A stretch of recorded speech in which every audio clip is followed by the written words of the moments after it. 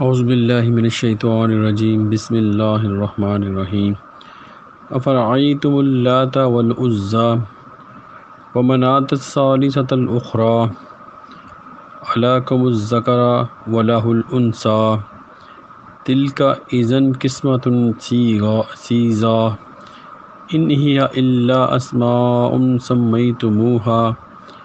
انتم وآباؤکم ما انزل اللہ بها من سلطان ان یتبعون الا الظن وما تهوى الانفس وَلَقَدْ جَاءَهُم مِّن رَّبِّهِمُ الْهُدَىٰ أَمْ لِلْإِنسَانِ مَا تَمَنَّىٰ فَلِلَّهِ الْآخِرَةُ الْأُولَىٰ۔ بھلا کبھی غور کیا ہے لات اور عزیٰ اور منات جو دوسری ہے؟ تم اپنے لیے تو بیٹے پسند کرتے ہو اور اس کے لیے بیٹیاں، یہ تو بڑی ہی لونڈی تقسیم ہے۔ یہ محض نام ہیں جو تم نے اور تمہارے باپ دادا نے رکھ چھوڑے ہیں، اللہ نے ان کے حق میں کوئی دلیل نہیں اتاری۔ یہ لوگ محض گمان اور نفس کی خواہش کی پیروی کر رہے ہیں، حالانکہ ان کے پاس ان کے رب کی جانب سے نہایت واضح ہدایت آ چکی ہے۔ کیا انسان وہ سب کچھ پا لے گا جو وہ تمنا رکھتا ہے؟ سو آخرت اور دنیا سب خدا ہی کے اختیار میں ہے۔ آج ہم نے سورۃ النجم کی آیت نمبر 19 سے لے کے 25 تک تلاوت کی، اس کا ترجمہ آپ نے سنا۔ اس سے پہلے آیت نمبر 18 تک ہم کمپلیٹ کر چکے تھے، جہاں پہ میں نے پڑھا کہ کس طرح یہ جو وحی جو ہے اللہ تعالیٰ کی طرف سے نبی کی طرف ٹرانسفر کی جاتی ہے، اور نبیوں کو کون کون سے کیسے اللہ تعالیٰ اپنی نشانیاں جو ان کو دکھاتے ہیں، اور ان کو جو زمین و آسمان کی اس کی جو بڑی بڑی نشانیاں نبیوں کو دکھائی جاتی ہیں۔ ہر نبی کو کچھ نہ کچھ اللہ تعالیٰ اپنی نشانیوں کا حصہ دیتے ہیں، لیکن نبی پاک صلی اللہ علیہ وسلم کو خاص طور پر اللہ تعالیٰ نے جو اپنی خاص نشانیاں دکھائیں، جیسا کہ میں نے پڑھا کہ سدرۃ المنتہا تک وہ پہنچے ہیں۔ اور سدرۃ المنتہا کیا ہے؟ یہ ایک درخت ہے، جیسے بیری کا درخت ہے۔ یہ کس شیپ کا ہے اس کا کوئی ہمیں نہیں پتہ، جو بھی چیزیں آسمانوں میں اس کی کوئی بھی ہم کسی بھی چیز کے ساتھ اس کو ہم تشبیہ نہیں دے سکتے، لیکن اس کا مطلب یہ ہے کہ یہ حیرت سدرۃ المنتہا کا مطلب یہ تھا کہ کوئی بھی انسان جو اس کی حیرت کی جو انتہا ہوتی ہے وہ مقام تھا، وہ یعنی اس سے آگے کوئی مقام جو انسانیت کا کوئی اس سے اونچا کوئی مقام نہیں ہو سکتا، جہاں تک نبی پاک صلی اللہ علیہ وسلم کو مشاہدے کرائے گئے اللہ تعالیٰ کی نشانیوں کے، تو وہاں تک وہ پہنچے ہیں۔ اور یہ ایک کسی بھی انسان کا ایک ہائیسٹ جو اچیومنٹ ہے۔ ابھی اس کے بعد پورا جو وحی کا جو بیان کرنے کے بعد کس طرح وحی ملتی ہے نبی کو، اور کیا اس کا پروسیس ہے، کس طرح جو جبرائیل علیہ السلام کے ذریعے یا ڈائریکٹ اللہ تعالیٰ جو اللہ تعالیٰ کلام کرتے ہیں، جیسے حضرت موسیٰ سے کیا، یا پھر جو اس کے فرشتے کے ذریعے سے، یا پھر دل کے اوپر جو اس کا القاء کیا جاتا ہے۔ تو یہ وحی کے جو وحی پہنچانے کے جو طریقے اللہ تعالیٰ کے وہ ڈسکس کیے گئے، اور پھر جو نبیوں کا جو مقام ہے، نبیوں کو جو مشاہدات کرائے جاتے ہیں ان کا ذکر ہے کہ لیکن ایک بات غور کرنے کے قابل ہے کہ نبی نے جو بھی نبی ریسیو کرتے ہیں اللہ تعالیٰ سے، وہ اس کو اپنی امت کو لازم ڈیلیور کرتے ہیں، یہ ان کے اوپر فرض ہے کہ وہ جو کچھ وہ ریسیو کریں اس کو لازم امت تک انہوں نے پہنچانا ہوتا ہے۔ جیسے جو قرآن نبی پاک کو پہنچایا گیا، آپ نے سیم ٹو سیم اپنی امت کو پہنچا دیا اس کو۔ اب جو بھی اس کو فالو کرے گا، جو بھی اس کو مانے گا اور اس کی ہدایات پہ عمل کرے گا، وہ ضرور جو نبی پاک کی جس طرح نبی پاک کو ایک ہائیسٹ اچیومنٹ ملی، اس طرح ہر انسان جو اپنے لیول پہ ضرور اچیومنٹ حاصل کرے گا، ضرور اللہ تعالیٰ اس کو اپنی نشانیوں میں سے کچھ حصہ دیں گے۔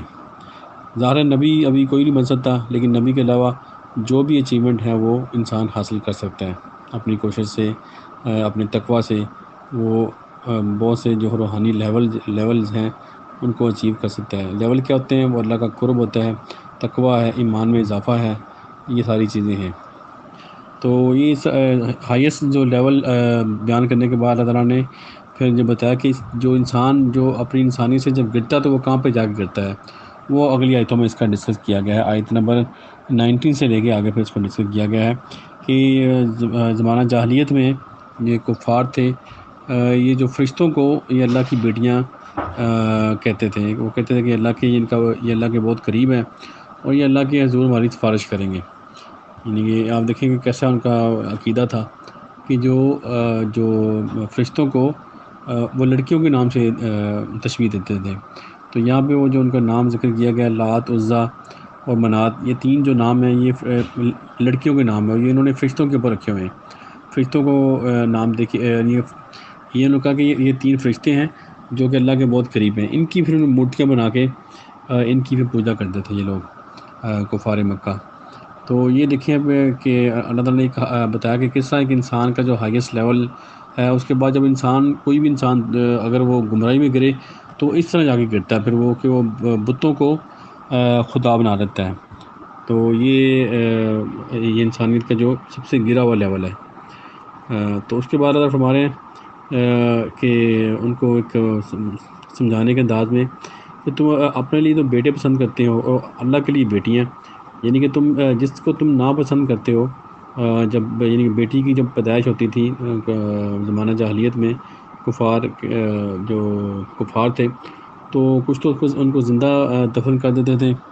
اور یا پھر ان کو شرم کے مارے اپنا جو منہ چھپاتے بیٹھتے تھے۔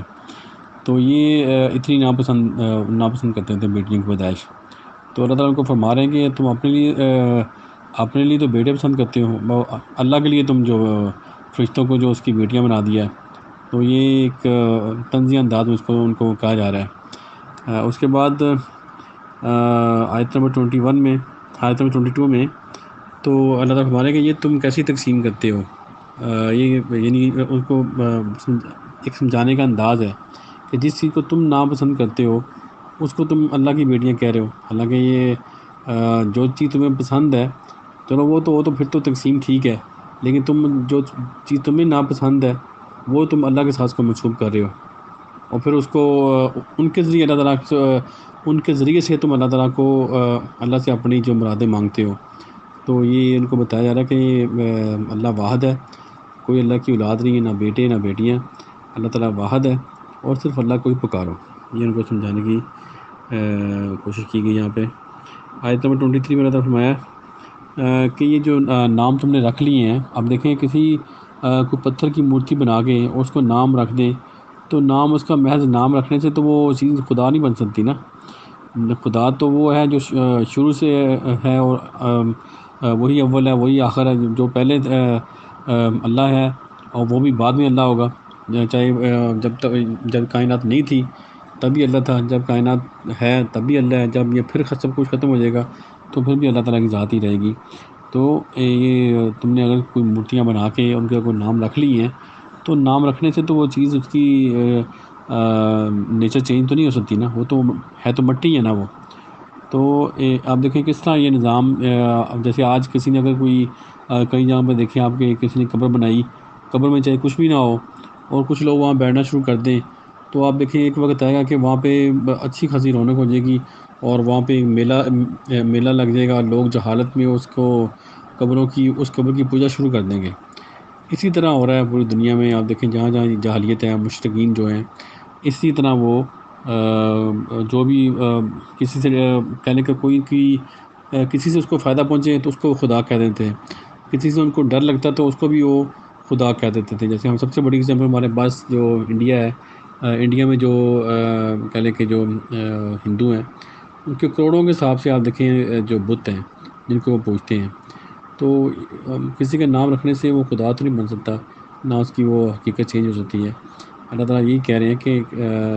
کیا اللہ نے کچھ سند اس کی نازل کی ہے کہ اللہ نے اس کے بارے میں کچھ آپ کو بتایا ہے کہ یہ خدا ہے؟ تو محض اپنے نام رکھنے سے تو اس کی حقیقت چینج تو نہیں ہو سکتی نا، وہ تو مٹی ہے۔ تو مٹی جو ہے وہ آپ کی جو کہہ لیں ضروریات کو کیسے پوری کر سکتی ہے یا آپ کی جو مشکلات کو کیسے حل کر سکتی ہے۔ تو آیت نمبر 24 میں اللہ تعالیٰ فرما رہے ہیں کہ انسان وہ سب کچھ پا لے گا جو وہ تمنا کرتا ہے۔ تو اس میں یہ انسانوں کو بتایا گیا ہے کہ جو بھی ہر جو خواہش ہے، اس میں کافی ڈفرینٹ پوائنٹوں سے اس کو ہم سمجھ سکتے ہیں ایک تو یہ کہ ہم جو بھی انسان خواہش کرتا ہے ضروری نہیں اس کی وہ خواہش پوری ہو۔ اس میں سم ٹائم اللہ تعالیٰ کی رحمت اور اس کی جو فضل ہوتا ہے کہ کوئی چیز ہمارے لیے نقصان دہ ہوتی ہے لیکن اس کو مانگتے ہیں ہم اللہ سے کنٹینیو مانگتے ہیں، وہ ہمیں نہیں ملتی، تو اس میں اللہ کی رحمت ہوتی ہے کہ اگر وہ چیز ہمیں مل جائے سم ٹائم تو وہ ہمارے لیے نقصان دہ ہو سکتی ہے۔ اور دوسری یہ کہ انسان دوسرے اس کا جو پوائنٹ وہ یہ ہے کہ انسان جو ہے ایسی چیزوں کی خواہش کرے، ایسی چیزوں کو حاصل کرنے کی کوشش کرے جس کو حاصل کرنے کے بعد وہ دنیا میں اس کو فساد پیدا کر سکتے ہیں، تو اس سے بھی انسان کو روکا جاتا ہے اللہ تعالیٰ کی طرف سے، کوئی اس کی وہ چیز خواہش پوری نہیں کی جاتی، یعنی کہ وہ نیگیٹو فورس ہوتی ہے اور دنیا میں تباہی مچا سکتے ہیں انسان کو ایسی چیزوں کو حاصل کرنا، ایسی پاورز کو حاصل کرنا۔ تو یہ بھی اس سے بھی فرمایا جا رہا ہے کہ ہر چیز ضروری نہیں انسان جو چاہے وہ اس کو حاصل کر لے۔ آپ دیکھیں آج کل جو موٹیویشنل اسپیکر ہیں وہ لوگوں کو اس طرح گمراہ کرتے ہیں کہ آپ جو چاہو حاصل کر سکتے ہیں، لیکن ایسا نہیں ہے، ایک لمٹس ہیں اور اللہ نے ہر چیز کی لمٹ رکھی ہوئی ہیں، وہ لمٹ سے ہم کراس نہیں کر سکتے۔ آیت نمبر 25 میں اللہ تعالیٰ فرما رہے ہیں فَلِلَّهِ الْآخِرَةُ وَالْأُولَىٰ، سو آخرت اور دنیا سب خدائی کے اختیار میں ہیں۔ تو اس کا مطلب کیا ہے کہ دنیا میں اللہ تعالیٰ کے لاز ہیں اور آخرت میں اللہ تعالیٰ کے لاز ہیں۔ وہ جو دنیا میں آپ کو جس چیزیں نظر آ رہی ہیں، جو جو جو چیزیں آپ کو کائنات نظر آ رہی ہے، یہ بھی اللہ تعالیٰ کے قوانین کے مطابق چل رہی ہے، اور جو آخرت میں جو آپ کو جو زندگی ہے وہ بھی اللہ تعالیٰ کے قوانین کے مطابق ہی ہے۔ تو جو یہاں پہ کچھ کرے گا، جو انسان یہاں پہ کچھ نیک اعمال کریں گے تو اس کا رزلٹ اس کو آخرت میں ملے گا۔ ایک تو آخرت جو مرنے کے بعد ہے، اور ایک آخرت کیا ہے کہ جو بھی ہم عمل کرتے ہیں اس کا رزلٹ جو ہے اسی ٹائم کریٹ ہونا شروع ہو جاتا ہے، تو اس کے اثرات جو ہیں، اس کے جو ان کے رزلٹ ہیں اس کو لازم ملتے ہیں، دنیا میں بھی اس کو ملتا ہے، لیکن اگر وہ کسی وجہ سے کمپلیٹ نہ رزلٹ ملے تو پھر اس کو اللہ تعالیٰ آخرت میں اس کا صلہ دیں گے ضرور۔ تو یہ تھی ہم نے جو آیت 25 تک پڑھا کہ کس طرح جو انسان کا ہائیسٹ لیول ہے جو کہ نبی اچیو کرتا ہے، اور وہی جو اس کو پیغام ملتا ہے اللہ کی طرف سے، وہ اس کو اپنی امت کو ڈیلیور کرتا ہے، اور اگر ہم نبی کی ذات کو فالو کریں تو ہم بھی ایک انسانیت کے ہائیسٹ لیول پہ پہنچ سکتے ہیں۔ پھر اس کے فوراً بعد اللہ تعالیٰ نے فرمایا کہ کس طرح ایک انسان جب گمراہی میں نیچے گرتا ہے تو ایک مٹی کو اس کی کوئی بھی شکل دے کے اس کو خدا بنا لیتا ہے۔ تو کوئی بھی اس کا اللہ تعالیٰ فرما رہے ہیں کہ کسی کو مٹی کو آپ اس کا مٹی کا کوئی خدا بنا کے